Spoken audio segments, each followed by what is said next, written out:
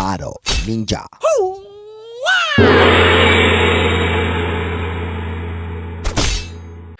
Welcome to Pardot Ninja, a content series where we uncover things that frankly we couldn't find on the internet when we were learning how to use Pardot. We'll go through tips and tricks, pitfalls, things to look out for, because with automation, things can go wrong, but things can go really, really right, and they can help you drive great business results through the use of Pardot and the Salesforce platform. So get stuck in, enjoy. Please give us feedback, because a lot of the content will be driven by user feedback, and let us know how you go. Cheers.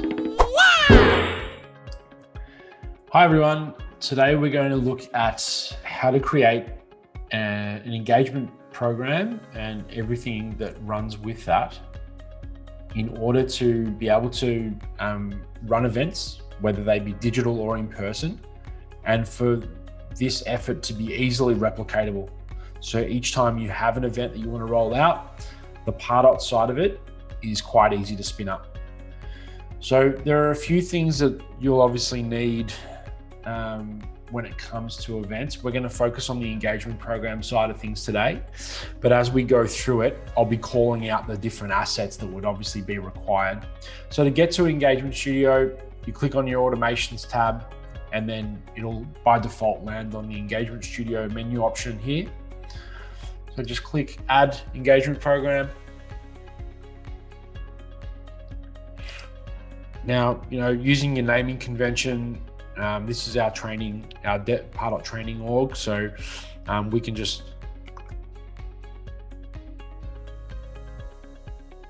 choose the folder that works for you. Description. So if anyone, if you've got multiple users, or even if you're running many of these, it's sometimes the description can be a nice reminder of what this engagement program actually does. Recipient list is obviously very important. So we've already created an event invitee list. So that's one of the things obviously you'll need to work out which group of people you'll be inviting to this event. And if you want to leave out any people specifically, you can add them to a suppression list as well. This is quite important, and we'll get to that as we build it, why it's really important to consider if you want to use business hour settings here. So for this instance, we will, and we'll go 8 till 6, and this is our time zone. And then you want to consider whether you want to allow prospects to enter the program more than once. Given that this is a one-off event, we're going to leave that unchecked. There's also a limit, depending on your Pardot tier, of how many repeatable engagement programs you can actually have running at once. Okay, so here we are in the engagement program. So starting off, obviously adding in this this list means that's a predetermined list, so your list will be already full. We can talk in other episodes where that might not be the case, using things like dynamic lists and lists that are filled by form completions. But in this instance, the segmentation list is predetermined because we've got our invitees ready to go. So once we press start, once we've finished building it, these people will all move through at the same time. So the first thing that we want to do is we obviously want to send out the invite. So if you want to just find the send email action, choose which template you want to send. And then when you're kicking this off is essentially the first day of your campaign, you can leave it to send immediately. Great. So depending on how long your event campaigns are, we're going to go on a 4-week campaign. So what we're going to do is after sending the email, we're going to give it up to 7 days to see whether they've actually submitted the form or not. So we look for the specific form. Here we go, event RSVP form was completed, and we'll wait up to 7 days. The difference between wait up to and wait is if somebody fills in this form on the first day, they're not going to wait. It's not going to hold them at this stage for the full 7 days, as opposed to if you chose this, no matter when they submitted that form, we wouldn't be pushing them through to the next stage until the 7 days were up. Great. So here we've got a yes and a no. So you can see here when I hover over, left is always no with the dotted line. So if they, after 7 days, have not completed this form, we want to send them another email, building some urgency. You know, might give them more info about the event. It might be the same. You know, you might want to change this to check if they've opened the email, and if they haven't, you might send the same event invite with a different subject line. But in this case, we are sending a follow-up because they have not RSVP'd. Okay. Now, if they have completed the form, that's great. We want to now check, and we can do this in a few different ways, but we want to now check to see what their RSVP actually was.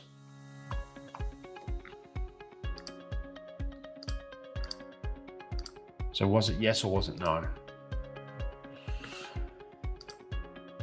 So in this case, we've chosen, if they've chosen yes, then it's this way. If they've chosen no, then it's this way. So if they've chosen yes, we want to send them an email saying, you know, thanks for confirming. We can't wait to see you. This is the event information again, and click here to add it to your calendar, for example. If they've chosen no, we're going to send them an email as well, but a different email. And in this instance, we're going to send them an email saying, we're sorry you can't make it. Hopefully we can see you at the next one, or something along those lines. So we've now got the scenario where we've sent the invite. After 7 days, we've checked, have they completed the form? If they haven't, we're going to send them a follow-up. If they have, we're going to either say, great, can't wait to see you, or damn, hopefully see you next time. So as we now progress, we're going to want to repeat these steps again.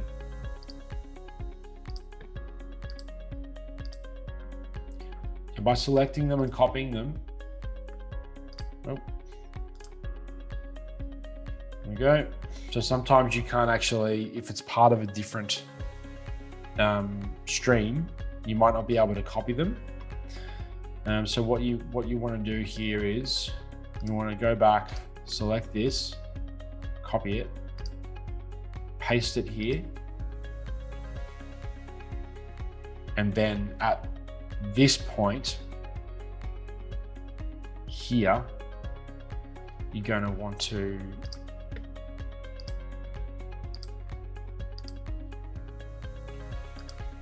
select those three and paste them again. So essentially we're just repeating after 7 days, we're sending them that follow-up email, and then we're repeating this part here. Now, what we want to do here is we've essentially sent them 2 follow-ups on this stream, and you'll see down here, both of these cohorts now are meeting in the middle. So what we want to do is we want to essentially now check, because we've done our multiple follow-ups. We want to essentially now send an email. Sorry, we want to check to see who said they've come in and who said that they're not. So there's a couple of ways you can do this. You can check via the field that I showed you, or you can also check via the Salesforce campaign status. So we've actually got one here. Sorry, my typing was terrible. Event template. So you can see here, we've actually set up some custom campaign member statuses in the Salesforce campaign. So we can see here that we've got attending. So if they are attending,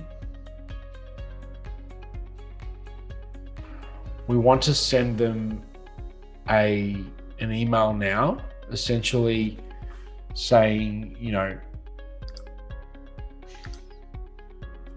it's to drive attendance, essentially, right? So we want to say something along the lines of,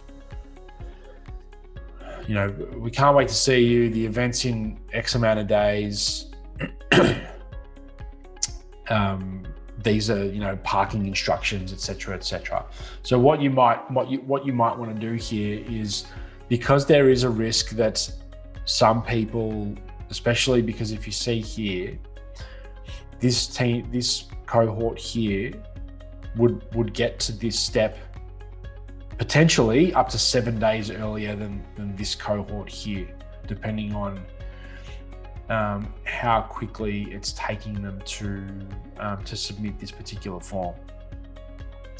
So in this instance, we want to essentially see, you know, you might be okay with them getting it in different times, but if you wanted them to definitely get this exactly 7 days before the event, you can just schedule the date that it gets sent on.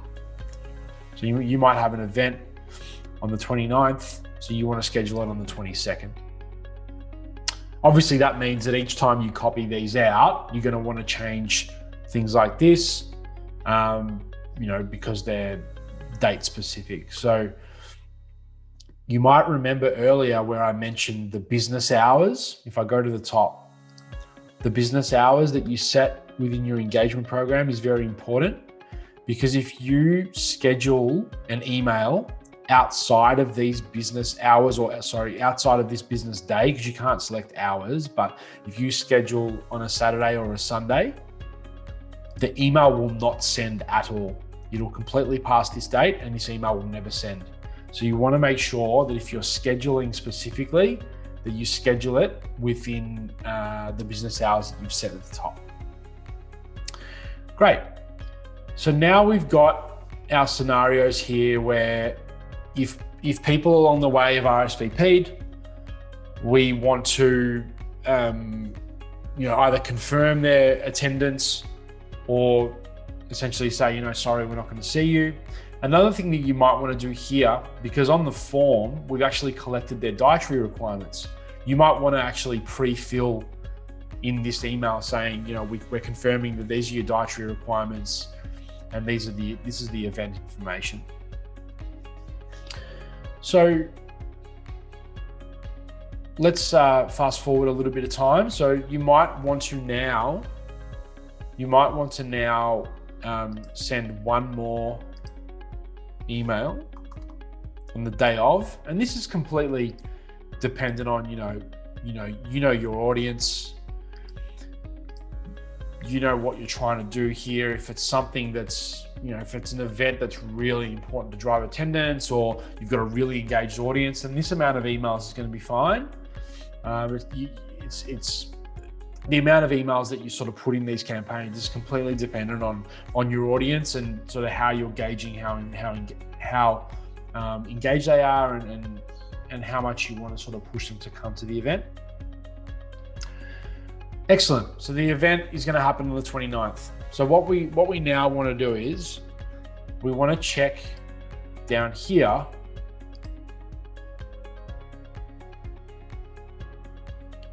did they attend? And the way we can do that is, once again,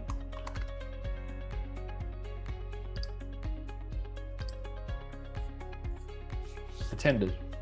So the way that we're going to track this, is we are with, whether if it's an in-person event, there's going to be an iPad or something similar at the door of the event where we will register everyone, and on that iPad will be a Pardot form where we'll be registering their attendance. If it's a digital event, we're actually going to connect it to something like Zoom that has an integration with Pardot. And within that integration, it can automatically update someone's campaign status based on their attendance of that particular webinar. So either way, their campaign member status will be updated to attended. Through those forms or through the integration with the webinar technology, we will now have an updated campaign member status. If somebody's attended an event, we can now make this decision or ask Pardot to make this decision and assess the criteria. So if they are marked as attended, we're going to want to send them a follow-up. And it might be, usually we wait a couple of days. So you might want to wait one day and send it the day after instead of it sending immediately as they sign in. Or you may want it to be immediate, and you might want to say, especially for an in-person event, great to see you've arrived. This is your itinerary, or this is the agenda for the event. Things like that can be really useful. In this case, we're going to send, and you might want to do both, but in this case, we're going to send just a follow-up the following day to say, great to see you. Please let us know how it went. Or you might even want to say, it'd be great to catch up. Please click this link to book in a time with one of our specialists, or whatever it might be. That can be really effective. Now, you can also, at this point in time, you can also put in a rule over here that says, okay, so they didn't attend, but did they RSVP as yes? And if they did, you can also put an email in there that's essentially saying, sorry you didn't make it. Here's a recording of the keynote or something like that. Or you might want to send that sort of email to everybody that was invited that didn't end up attending. So there's a bit there. Obviously, play this back a couple of times, but essentially, once you're done with this, you can put it into test mode, and you can see hypothetically, if we start this on the 10th, I know that I said we were going to run this for 4 weeks, but obviously we're using hypothetical dates here. You can actually tell it, okay, this person didn't complete the form on this date, but then on this date they did. And they said, yes, they're coming. So they get that email. And then, at this point, have they set, is their RSVP or is their campaign member status at attending? Yes, it is. Send them these 2 emails to make sure they come.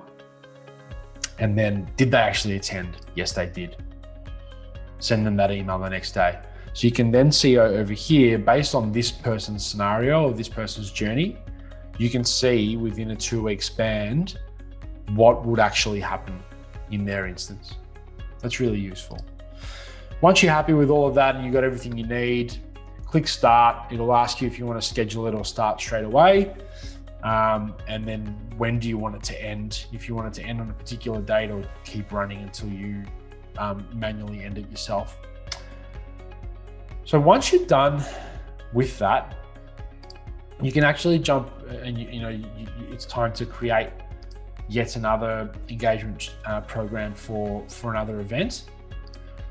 You can jump out of it, and when you come back to where you started, you'll find you've got your last event, or you might actually create a template that you want to start with. You can very easily just go here, you can copy it, and all of a sudden you've got all your work already done. All of your logic's already built in, and all you'd really need to do is just go in and change the specific lists, email templates, forms and fields, or anything else that's related to this campaign. But at least all of the steps here are already thought out, and you know that it's going to behave the way you want it to. Thanks so much for your attention. Please feel free to reach out if there's anything that I can help with. Hey guys, thanks for watching that episode. We hope you got a lot of value out of it. Please don't forget to subscribe and engage with the content, because a lot of it is driven by you guys, the user. So we need to know your feedback. Cheers.